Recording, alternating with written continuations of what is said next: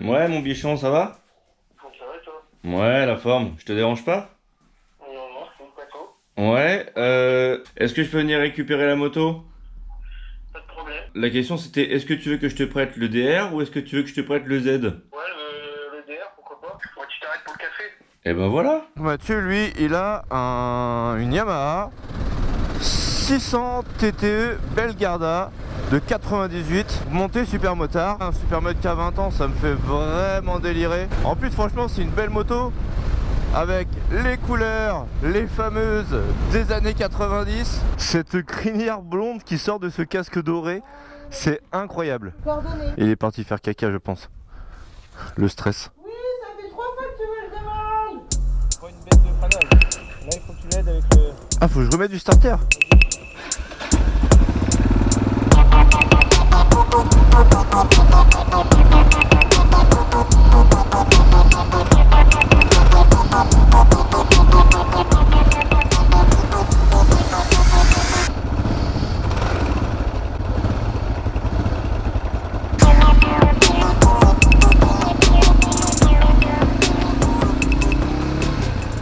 Tu vas voir, elle est un peu capricieuse, mais quand elle a chauffé, c'est un peu différent. J'ai l'impression que l'embrayage patine des fois. Tu vas enfin te rendre compte à quel point elle fait du bruit quand on est derrière.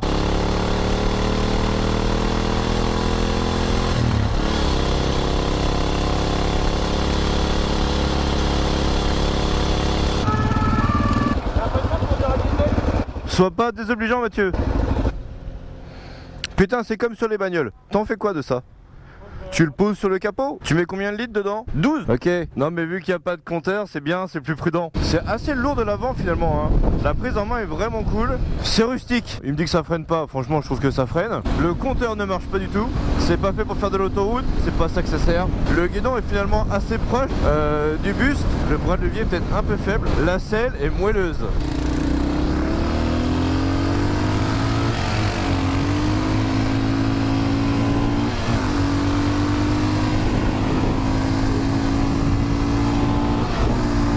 Ah, l'enculé.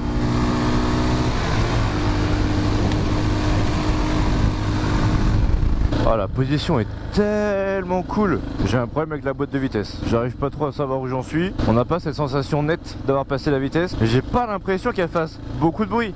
Mais j'ai déjà roulé derrière Mathieu. Et elle pétade, putain. Du coup, t'es là, tu te sens complètement innocent.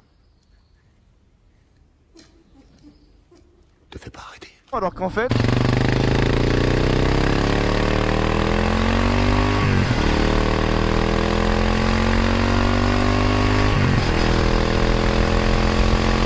au niveau du moteur, je retrouve effectivement un peu les mêmes sensations que sur le Ténéré. Alors je pense par contre la boîte a été étalée complètement différemment. Les rapports me paraissent beaucoup plus courts. En suspension, c'est ferme, mais pas dur.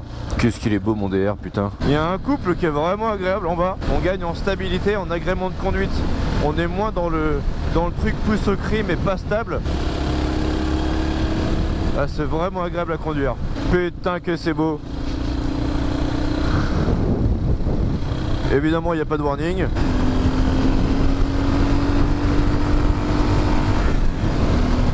Et ce que j'apprécie une fois de plus, je le répète tout le temps, mais c'est des motos avec des moteurs qu'on peut exploiter, putain. Alors les rétroviseurs non plus ne sont pas d'origine.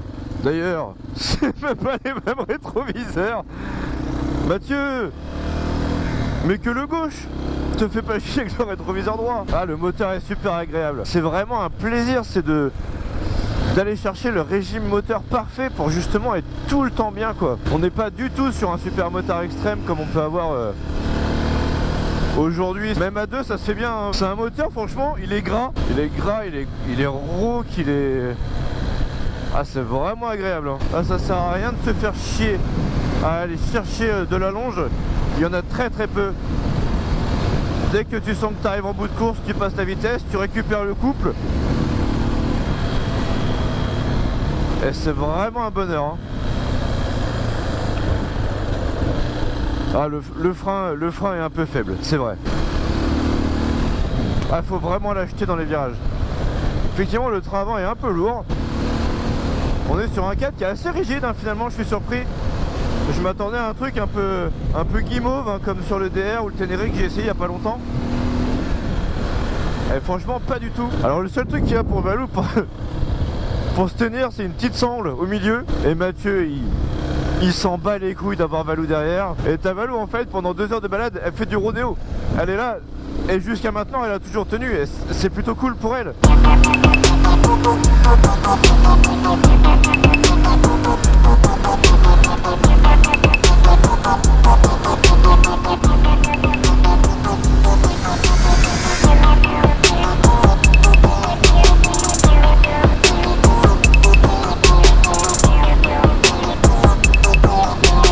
T'as presque envie de prendre une position sportive un peu dans les virages.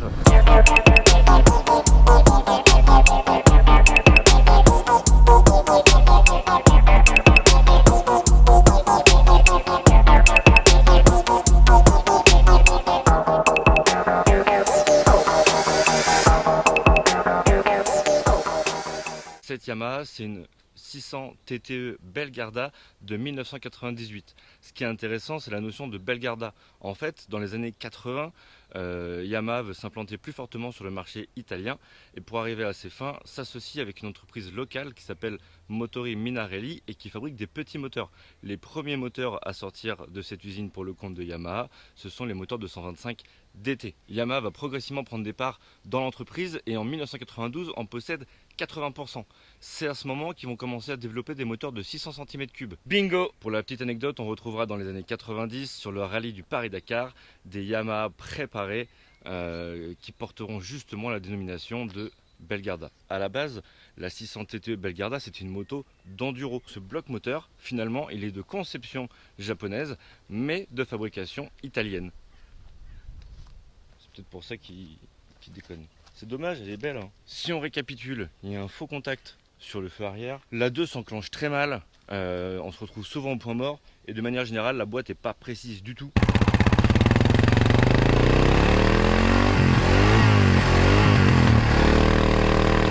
Le compteur ne fonctionne absolument pas, il s'allume, c'est tout ce qu'il fait. Il y a des trous à l'accélération, mais genre vraiment. Et pour couronner le tout, je suis rentré de nuit avec. Et en fait, quand tu es en 3e ou quand tu rétrogrades, j'ai pas trop bien compris qu'est-ce qui faisait cet effet. Toujours est-il que le phare s'éteint. Enfin, il s'éteint pas complètement, mais la puissance baisse tellement que tu ne vois plus rien. Donc cette moto, c'est Christine. Concrètement, elle a voulu me tuer. Quand je me mets en plein phare, elle éclaire plus.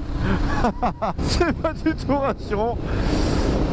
Donc en 3e, la lumière ne fonctionne plus, hein, voilà. J'ose même pas toucher un bouton de la lumière parce que ça va s'éteindre et je vais me prendre un arbre. J'ai peur de passer la 3. Putain, je vois rien. Oh, je voulais virage au dernier moment. Je suis pas mécontent d'avoir retrouvé la civilisation, oui. Quelle aventure. On peut donc dire sans nul doute que cette moto, c'est de la merde. En vrai, c'est vraiment cool comme mécanique, je kiffe. C'est old school. En permis à 2, mec, ça vaut le coup, hein. Tu veux t'offrir un super mode sympa qui a un peu de gueule et pas trop répandu, là on est dans le vrai, hein. C'est une moto bien née, hein. Franchement elle serait bien réglée, ce serait un régal. Mais j'ai l'impression qu'une fois chaude, le problème se fait nettement moins. Faut qu'elle chauffe la vieille, hein. Alors je vous dirais bien que c'est sa vitesse de croisière, parce que là vraiment je roule que sur le couple. J'accélère à peine, hein, on est sur un filet de gaz. Et je ne sais pas à combien on roule à 0. Franchement elle est propre, la peinture est belle. Putain, à l'époque ils savaient faire des peintures avec des vernis qui tiennent. Franchement, alors j'adore le moteur, hein, mais ce que j'adore c'est le cadre, la partie cycle, qui est pas hyper agile, mais qui est hyper stable. En fait, ça donne un super mode avec un certain agrément de conduite. Et ça c'est vraiment stylé. Ouais, ça bouge pas, hein. Ah, je trouve l'amortissement impeccable. Ouais, c'est vraiment là, putain, ça c'est agréable. Putain, c'est stable. C'est vraiment stable. Oh, le kiff. Quelles sont les grosses différences avec un Supermoto moderne? Bon, déjà le freinage. Moi, ce qui m'avait vraiment surpris quand j'avais essayé un Supermoto pour la première fois, c'était la violence du freinage. Là, on est sur un freinage clairement qui a beaucoup vieilli. La machine est plus lourde et moins puissante, donc inévitablement, On est sur une machine qui est beaucoup moins violente, mais du coup ce qui lui permet à l'inverse d'avoir un peu plus de confort de conduite. Ça te pète moins à la gueule, le freinage est plus cool, la selle clairement elle est beaucoup plus confortable, beaucoup plus moelleuse. Alors pourquoi choisir cette machine? Bon, déjà ça gueule. Enfin franchement, c'est sorti en 1998. Je saignais à ce moment-là, Moto Racer 1 et 2, avec des motos sportives ou cross, avec des couleurs improbables, du fluo partout, et du coup, je kiffe. Après, moi, ce qui m'a agréablement surpris, c'est le cadre. Je l'ai trouvé rigide, juste ce qu'il faut, efficace et vachement précis, donc ça, vrai point positif. Après, évidemment, c'est un monocylindre 4 temps, donc forcément, l'entretien, c'est hyper facile. Par contre, on va pas se mentir, effectivement, je rigole, mais une moto qui a plus de 20 ans aujourd'hui, faut s'attendre à mettre de temps en temps les mains dedans, hein. La seule différence, si tu achètes une moto moderne, ça t'empêchera pas de tomber en panne. Simplement, quand tu tombes en panne, tu iras à la concession. Là, c'est des motos un peu pour bricoleurs, on va dire. Puis enfin, c'est une belle pièce. C'est une moto qui va être de plus en plus rare. Ça l'est déjà un petit peu. Mon pote l'a acheté il y a quelques années, 1800 € si je dis pas de bêtises. Et aujourd'hui, avec un kilométrage similaire, dans un bel état, on en trouve à partir de 2500 €. Ça peut monter jusqu'à 3500, 4000 € pour les plus beaux modèles. Ça y est, j'ai rendu son jouet à Mathieu. J'espère que cet essai vintage t'aura plu. J'essaye de vous proposer à mon modeste niveau en montage des vidéos de plus en plus digestes. J'ai plein d'autres idées. Donc n'hésite pas à t'abonner à la chaîne, ça fait vraiment plaisir. À lâcher éventuellement un petit pouce, un petit commentaire et on se retrouve bientôt.